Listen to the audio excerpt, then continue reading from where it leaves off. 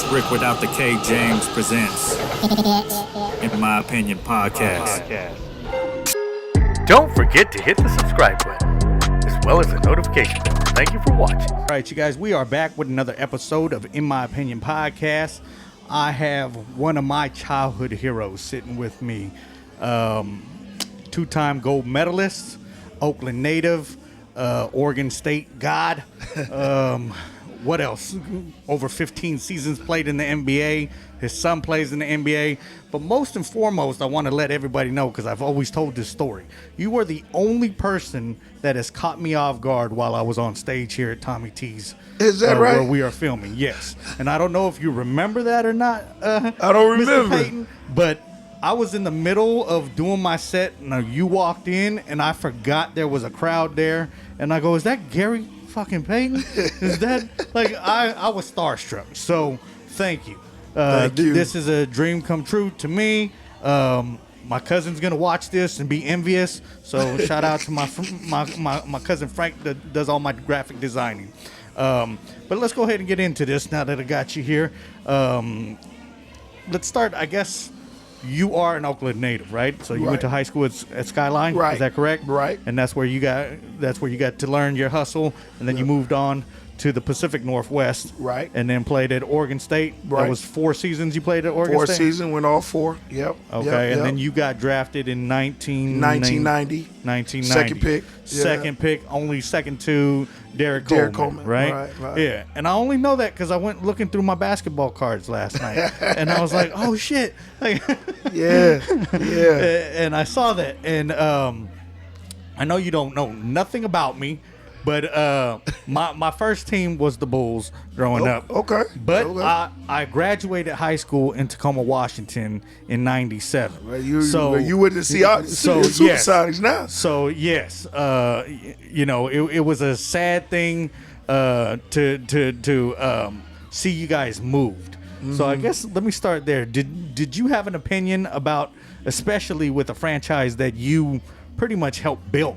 You know what I mean? Between you and Shawn Kemp, you guys built that franchise to what it was, right? Made it valuable, made it able to purchase to the new owner that came in, right, while you were there. Right. So what was your feelings when you found out that Seattle was leaving and going to Oklahoma?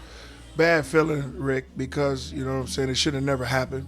You know, bad ownership. The new ownership was a horrible ownership.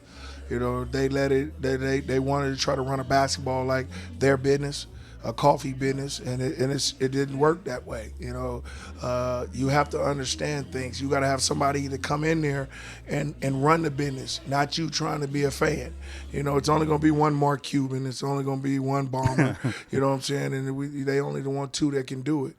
We had one that thought he could, and it wasn't good for us. And knowing that, you must have gotten so much love up there too, right? In Pacific Northwest, when you was out in Seattle playing ball out there. I know because, again, I was in high school at that point, and just when I moved up there, I think I moved up there in 96, military brat and stuff like that. So I moved up there in 96, and at that point, you guys had just been in the NBA Finals, right? Right. You guys had just, like I said, you built this whole thing, and you guys were the talk of the town. So to be up there, you know, unfortunately, I never got to go to the game because I was a broke kid. So,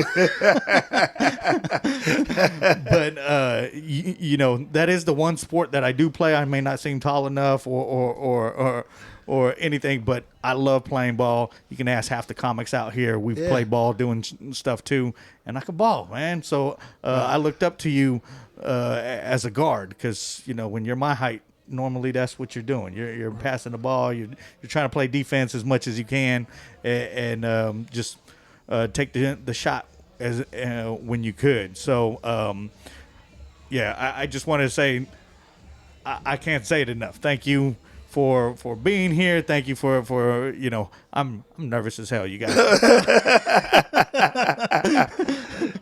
I know this is leading to a question somewhere. Is after you left the Seattle Supersonics, you went and played with Who was it? It was The Milwaukee Bucks first. Milwaukee Bucks. Then I went to the Lakers.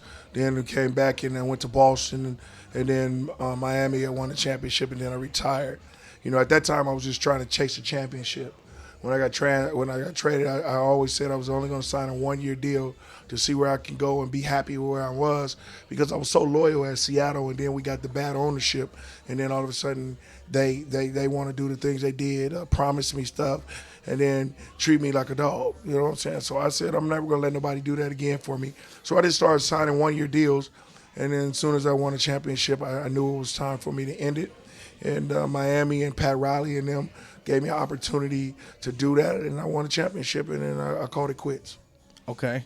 And if you haven't noticed, that's the reason why I decided to wear this Miami Shaquille Heat O'Neal jersey. Because, I have an old school picture of my kids being little kids. Now I've got a 18-year-old and 21-year-old. Right. And I want to say one of my sons was wearing it when he was like 2.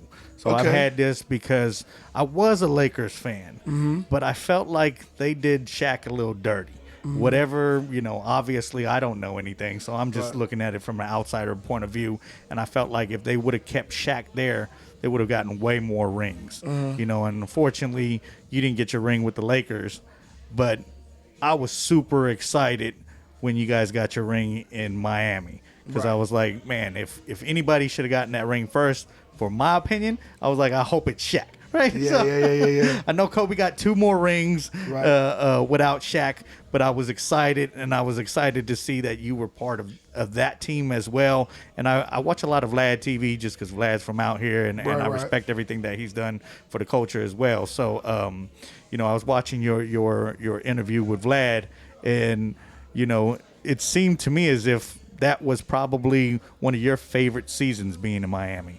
It was. Is that... It was. The reason I went to Miami is because of Shaquille. I went to the Lakers because of Shaquille. But it was a humbling experience. I was the oldest one on the Miami team. I was the one who led that team. I led I had everybody understand that Dwayne Wade was an upcoming superstar. I had to let Shaq understand it was time to give the torch on if we were going to win a championship, and Shaq decided to do that.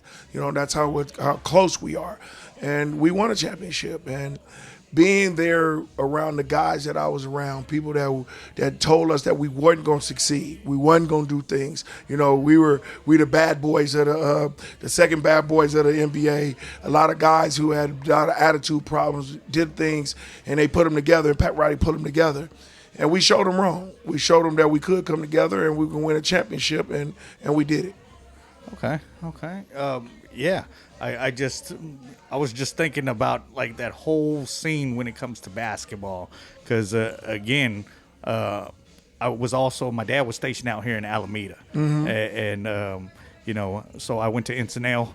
I was a Jet for a little bit, didn't graduate from there, but I got to meet another one of my heroes that came to the high school, and Tim Hardaway was a Warrior at that point. Right. And he was kind of a big thing because I'm originally from El Paso, Texas. Okay. So he played for UTEP. Yep, he had the 2-step UTEP thing going. Yeah. So to meet Hardaway with that killer crossover, I was like, man, like I said, for me, it was just always trying to be that guard too. Like, get something from him. You were Defensive Player of the Year. Was it in 1996? Right. 96, yeah. The year you went to the finals, and it was just trying to pick up little things from like his game, your game, trying to.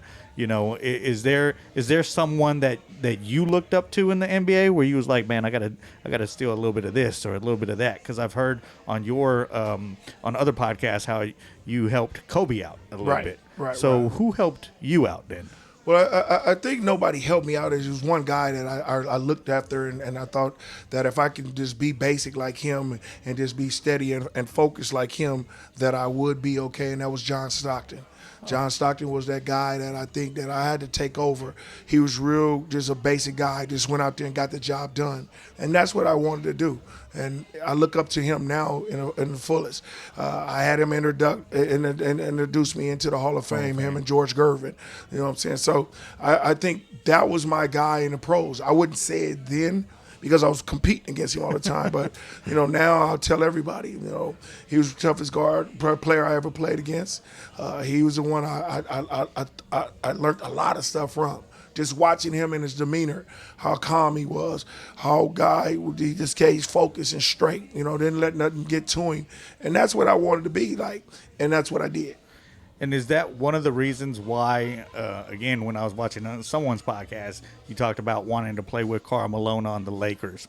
Was that one of the reasons where you're like, man, I seen Stockton do it with him. Let me team up with him so we can get this ring and get this done? Well, Karl came to me and said he wanted to play with a player like me who had an attitude, who had that tenacity and doing things like that.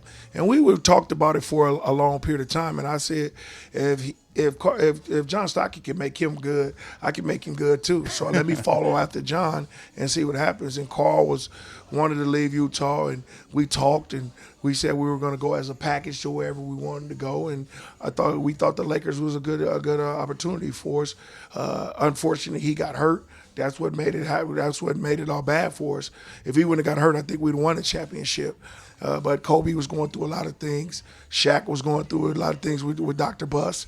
And it just didn't twinkle like we wanted to do. But we still made it to the championship with the teammates that I had, the Derek Fishers, the Foxes, the people like that. And we were doing it, the Horace Grants. We were doing a good job to get there, with the people that we were playing with. But we just couldn't take it over the top against a good Detroit team. Did you know going into that series with Detroit? Did you guys know that they were going to be that good? We didn't know that. We had home court advantage. We weren't supposed to be there. San Antonio was supposed to be there. They were the number one team. We knocked them off in the Western Conference Finals. Detroit was coming off a high. They were just playing. They were doing good. They had just won the East. They took over. And they was doing their thing. They was that dynasty team at the time. You remember they beat Miami earlier before that. Then it came to us. And then, it was just one of them things that they clicked. They had Big Ben Wallace. They had Rasheed Wallace. And Who won the year before that? Was it Detroit? No, Detroit didn't. They didn't win back-to-backs. They didn't win back. No, they didn't win back-to-backs. I forgot who won in '05. I think it was an East Coast team still, but they were there. They were there. I think a West Coast team won it. But they were there, and they had repeated and came back, and they got a chance against a team that was struggling and was hurt, and it happened. Oh. Well, it was a very exciting a series. I want to say that was probably like the last season that I stopped watching the NBA. I couldn't even tell you who plays on certain teams. Right. But that was like my era. I had Michael Rappaport on the podcast as well. My guy. That's my guy. And I was telling him, we talked about the whole Bulls and then Phil being from New York or whatever. Right. And I go, well, how'd you guys feel about that? And he goes, we didn't give a shit about those 2 championships you won in New York. He goes, we didn't like anybody from the Bulls. Fuck. And he went off on his whole tangent where I was thank you. That's what I'm going to use as my clickbait for the video. Yeah. Which I had this conversation with him, and I'm going to have it with you only because one of my other favorite players, again, I've lived all over the United States, and I ended up in Virginia. Okay. Between 2000 and 2004. So exactly. Yeah. You knew where I was going with Jerry this. West. And I have this argument all the time where I tell people, because Kobe and AI came into the league at the same time. And I just say, maybe it's because I'm a smaller dude or whatever, and I play, where I just felt like AI's heart, like you couldn't stop that dude. Right. So I guess my question to you is, because I feel like if AI was the height of Kobe Bryant, we wouldn't even be having this conversation who's the better guard, right? Mm-hmm. But who was harder to play defense against? Was it Kobe or was it Allen All Iverson? of them, because it's hard to stop a great player that can score. You know what I'm saying? Allen Iverson was a guy that ran around a lot. Kobe was a quantity guy where he'll get the ball and he'll shoot a lot of shots, quantity shot. He had to get off like that, and if he get going, he was a talent. AI was the same way, but he moved around a lot, come off a lot of picks. Hard to guard him because he moved so much.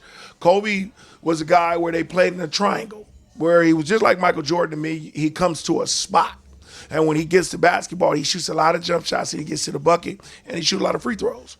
So if you were saying hard to guard, both of them were, but Allen Iverson was harder because the simple fact is he moves a lot. He moved a lot, and you had to trail him, and he was so much in so good of a shape that he kept running and he'll tire you out. So that was just a bad situation for people who would try to guard him. Did Iverson have a quicker first step?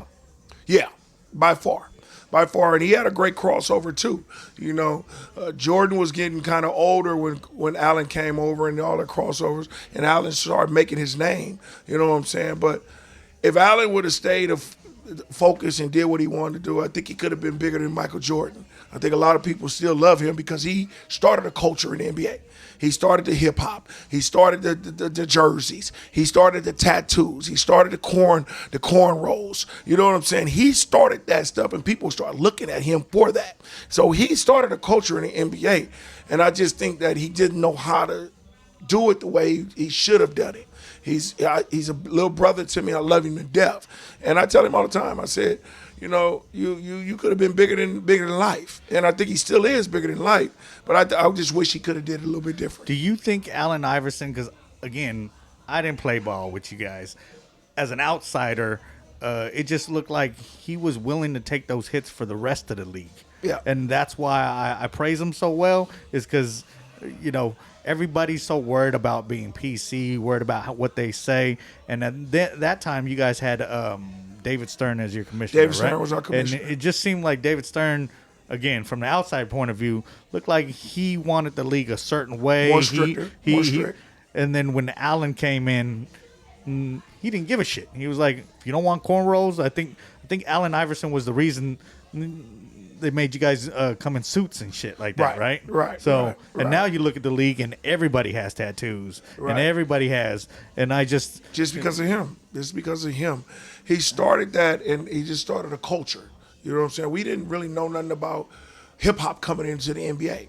But he was on his headphones, and you ask him what he listening to, and he'll tell you. You know what I'm saying? And so David Stern wanted to stop that, so he implemented a lot of rules. But Allen Iverson. As a veteran looking at that, did you guys like try to coach him and try to make him to be like, hey man, maybe you're gonna make it too hard for us, kick back, or were you like, hey, do you and let's grown man? If we couldn't control him, you know what I'm saying? If we could, it would have never happened. It wouldn't be what it is now. Allen Iverson made that. We couldn't control him. You know what I'm saying? The NBA tried to control him, and he didn't. And that's when practice. We talk about practice. You know what I'm saying? He did a culture. He started things, and that's just what happens. If it wasn't for him, we don't know what basketball would have been like or how it would have been. You know what I'm saying? But everybody has a role in his life, and I think he was that one to do that for the NBA.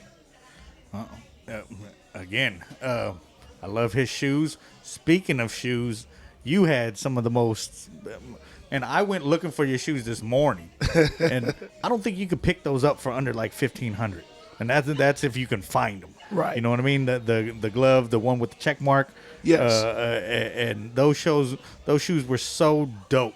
So how did that come about when it came to Nike coming at you and because that was that after the NBA Finals? 96. That was 96. 96. Right after 96, they started making them. The name just began because the glove was created in 93, 94. I started playing very well. We went to the finals. Then I won Defensive Player of the Year, and then I think Nike decided, hey, this kid deserves it. We got to get him out. He's been with us ever since college. You know what I'm saying? We got to give him a signature shoe. And they came to me and they said, what do you think? I said, if we're talking about the glove, we got to have something, a shoe that fits like a glove on a hand. And that's how it goes, and we said it on the foot. And then we started thinking about what I like, what kind of things I do. And we went into the drawing room and we just drawed it out. And we came up with a sleeve with a monkey paw that grabs my ankles, where it keeps it tight so kids won't get hurt, and then zip it up. And we came up with the glove. How many prototypes did you? And it sounds to me like you had your hand in everything, so you knew exactly what you wanted when the shoe came out. Absolutely. So how long did that process take? It took us almost a whole summer and a whole year. Whole summer, whole year. They came up with the shell. And then I came up with the concept of, okay, let me go in here and let me wear them. The zipper started breaking a lot. We had to adjust that. Then I said, how are we going to keep these kids entertained with this shoe? We unzip it, fold it down. We had a color wave. We had green in there. We had red in there. We had different colors on the monkey paw. So that was the big deal for it. And we just had to brainstorm of how we're going to keep this shoe popular. And that's what came up. Oh, well, again, one of the best shoes ever. I also wanted to know, because you played at Oregon State, did they have their eye on you since then? Because Nike's headquarters is Portland, so they was probably like a skip and a jump away from you. It's down the street, you know what I'm saying, an hour away. We wear Nikes because Oregon and Oregon State wore Nikes because of Phil Knight with the Oregon. So that Oregon is a Nike city. You know what I'm saying? So we was there, and they had their eye on me. I became an All-American. I didn't want to go in no other shoe. You know what I'm saying? A lot of other companies came at me, but Nike was there, and I felt comfortable with that shoe, and that's what I wore. When you got that shoe contract, did they have something in there saying that they would release the shoe every so often? Because when was the last time it got released? No, it doesn't. It wasn't. See, you got to do it like every time. When they want a shoe, they want a shoe. You can't bring it out every year. It's not like a Jordan. A Jordan has become a big popular thing. With my shoe, we have to wait. You know, there's a lot of other people coming out, LeBrons, the Kobe's, you know what I'm saying? Everybody wants this shoe. If you make them want it, they'll come out every 5 to 6 years. You know what I'm saying? My glove came out about 3-4 years ago, and it's about due, and everybody want them. So if you want them, so if you see, you went to go look for them on the website, and you can't get them for $1,500 because everybody wants them. So when they come out, you buy 3 or 4 pair, you put 2 of them on the shelf, wear a pair, and then you do your thing. Yeah. Then they'll become more valuable that way. And I like it that way because I don't want to flood the market with my shoe. Because then, you go in there and they sit on shelves. You know what I'm saying? And then they got cobwebs on them. You want them to get bought, and then people want them. You come out with a color concept. Do you receive a residual check every time they come out? Yeah, Nike do. Nike would have to pay us a check because it's the glove, and it's the Gary Payton. Well, Nike, we want another. It's been enough time. I want to. Believe me, they normally drop their shoes on Friday, and I'm sitting there at like 6:55 trying to figure out. I was like that with the cherries for December, and then I got the wrong Friday. So, this week, your teammate got arrested, right? Mm-hmm. And one of the most outrageous dunkers that I watched growing up, Shawn Kemp, was just fucking amazing as well. And just the way you guys fit together. Have you reached out to Shawn over the incident at all? I talk to him almost every day. So, it's something that happened, misfortunate. You know what I'm saying? He worked through it, and it's good. You know what I'm saying? No charges against him. So he'll be fine. He'll be fine. It's just something that happens. Everybody has something in their life that happens, and it happens. So, I keep it like that. I'm going to keep it to that. I think he'll be fine. He'll be okay. It's just something that just happened. Okay. Well, good to hear, and hopefully, everything goes well with Shawn Kemp. Because again, like I said, that was my hero growing up as well. Yeah. Just to see that man, the Rain Man, just flying across the screen. Yes, I'm like, sir. Man, that's Shawn. Yes, so that was dope. Speaking about him, you guys had an NBA lockout, right? One season. 99, 2000. And was that the same season? I remember one season he came back a little bit overweight, but he lost it like within probably 2 or 3 months. Yeah. Well, was that an issue between you guys where you're like, hey, man, come on, we got to get back in? At that time, I wasn't with him. We had got traded. He got traded in 97. You know what I'm saying? And then he was with Cleveland or Orlando during that time when we had the lockout. Oh, yeah. Did he gain the weight because of the lockout? We don't know. We don't know what happens. You know what I'm saying? I don't know what I'm asking because I can't remember which year. Yeah, I think it was like around 90. It's probably 99, 98. You know what I'm saying? But you got to understand, that was one of his best years ever. He made an all-star team in the East. He averaged like 24 and 12. You know what I'm saying? And he told me that was the best year ever. But I had lost my friend during that time, and my soulmate in basketball. But he still came out with the talent and did what he had to do. Charlie Murphy, my main man, Rick James. That's the one you think, the comedian Rick James. Get up. I can't hear my neighbor crying, I can't breathe. Don't forget to hit the subscribe button, as well as the notification bell. Thank you for watching.